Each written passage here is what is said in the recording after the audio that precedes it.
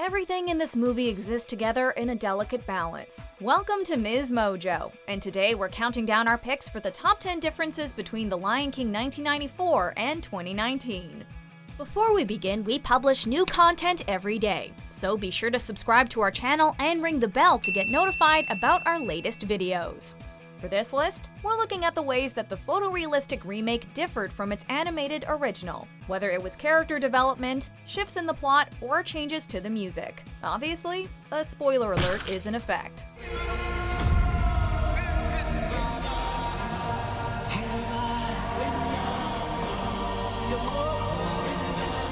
Number 10. How Rafiki finds out Simba's alive. Simba?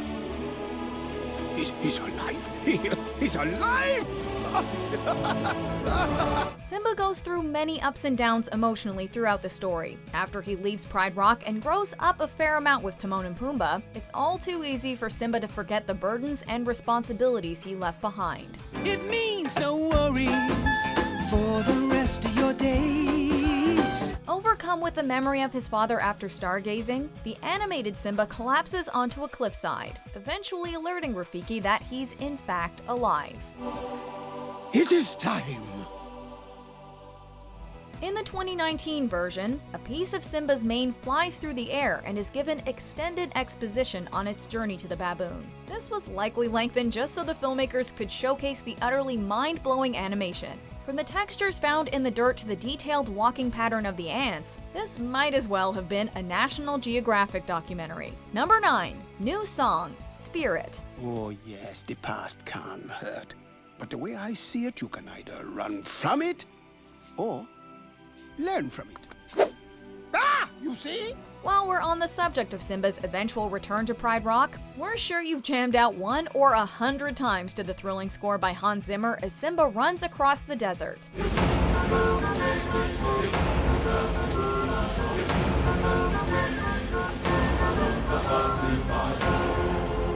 Now the only other soundtrack fit for a king would be a song by a queen. Queen Bee, that is. The 2019 remake features the same songs as the original, with some adjustments that we'll get into. But when it was announced that Beyoncé would be joining the cast, it was a given that she'd contribute to the soundtrack.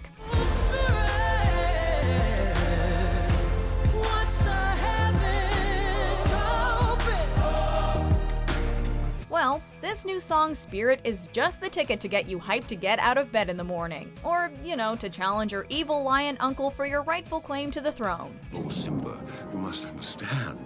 The pressures of ruling a kingdom are no longer yours. Step down, Scar. Number 8.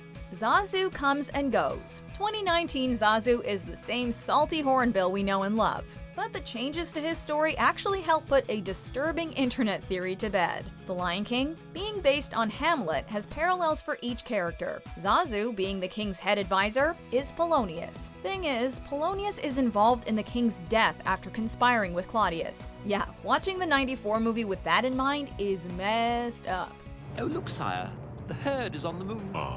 But in 2019, instead of being knocked out right before Mufasa's death, Zazu is told by Scar to get help. Another difference that honestly makes us sad we didn't hear John Oliver sing It's a Small World is that Zazu flies in and out of the Pride Lands during Scar's reign to avoid the ravenous hyenas. It's a small world after all. No, anything but that. I've got a lovely bunch of coconuts. Number 7. The hyenas ain't laughing. What do you think, Ed? Yeah, just what I was thinking.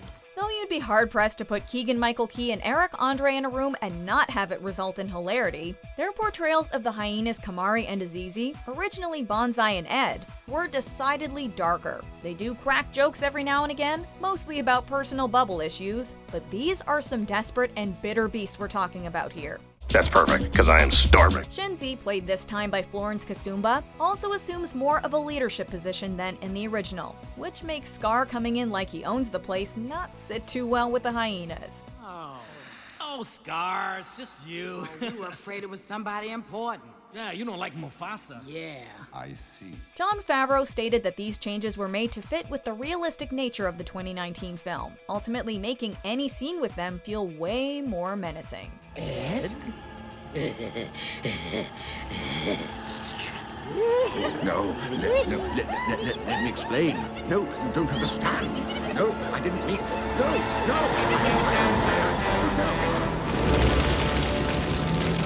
Number 6. Be prepared. I know that your powers of retention are as wet as a warthog's backside, but thick as you are, pay attention.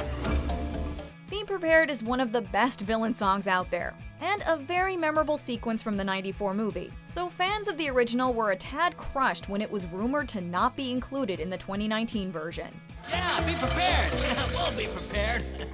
For what? Ultimately, Scar's big call to action for the hyenas did make it into the film, sung by Chiwetel Ejiofor. My vision is clear and wide-ranging, and even encompasses you. So prepare for the coup of the century. However, this is not the Be Prepared we grew up with. Prepare for the murkiest scam. Shortened considerably to just a bit of spoken monologue, one verse, chorus, and chants of Be Prepared, this version is a bit more fearful, but to be honest, is not the same song at all. Be prepared!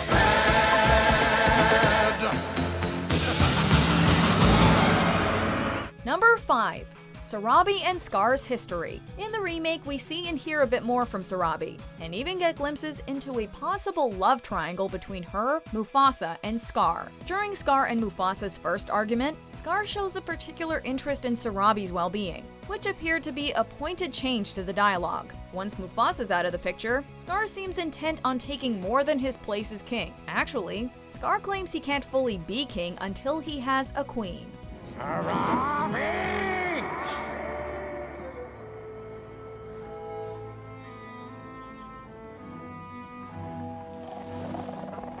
In a quick bit of dialogue, it's revealed that Sarabi chose between the two brothers, obviously picking Mufasa, and evidently Scar's pride is still a bit hurt.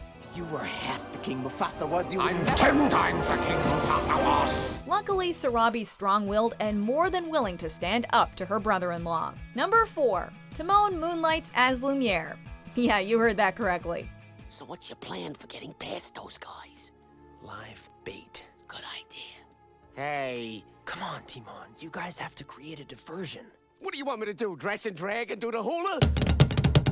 Wow! Billy Eichner and Seth Rogen's Timon and Pumbaa have the same meta charm as Nathan Lane and Ernie Sabella did, providing some new jokes along the way.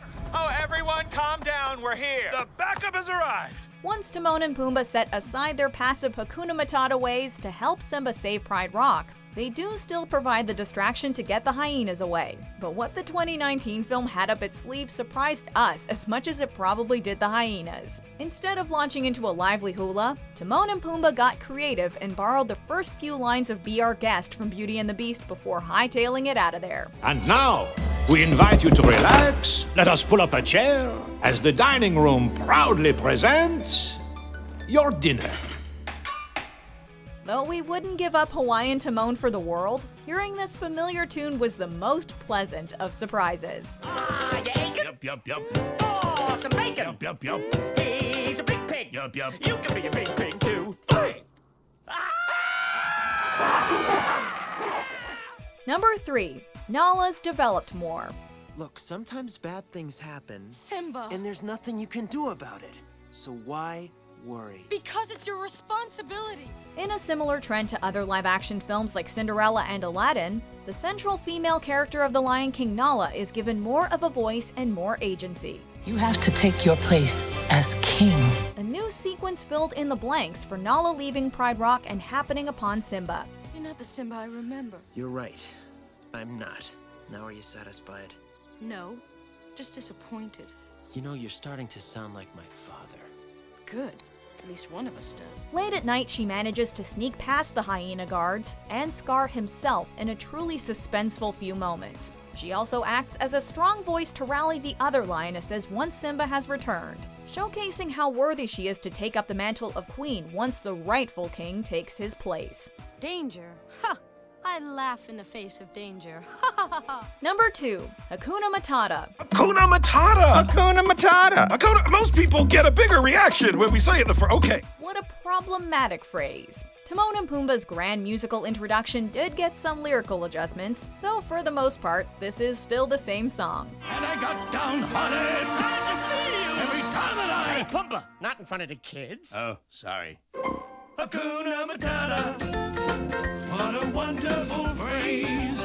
A particular shift was when Timon deliberately doesn't interrupt his pal before he says farted, which allows Billy Eichner's full high-energy aggression to shine. I thought of changing my name. I mean, to what, Brad? And I got downhearted. Every time that I farted. Are you gonna stop me? No, I'm not. You disgust me. Much of the rest of the '94 movie actually points out, though not overtly, that Hakuna Matata's message that ignorance is bliss is troublesome. I know what I have to do, but going back means I'll have to face my past. I've been running from it for so long. Instead, 2019's Timon and Pumbaa wax poetic about how if there is indeed a circle of life, that ignoring the things that hurt us would not only affect us negatively, but have a ripple effect on others as well. Who knew a meerkat and warthog would be the greatest philosophical minds of their time? Hear me out.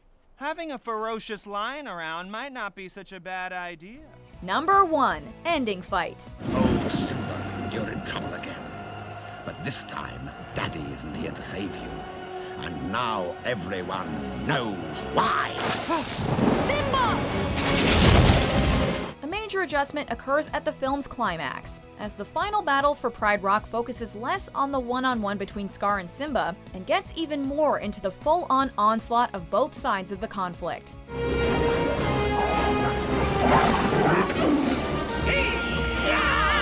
Nala engages in a face-off against Shenzi, who had terrorized her at the elephant graveyard when she was a cub.